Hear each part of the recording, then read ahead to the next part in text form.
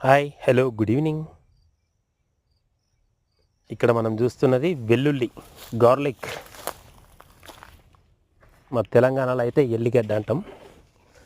మనం 2 రకాల పద్ధతిన 7 గుంటలు సాగు చేస్తున్నాము. ఒక 3.5 గుంటలు చేతి ద్వారా పెట్టినది, ఇంకొక 3.5 గుంటలు వచ్చేసి వెదజల్లే పద్ధతిలో పెట్టినాము.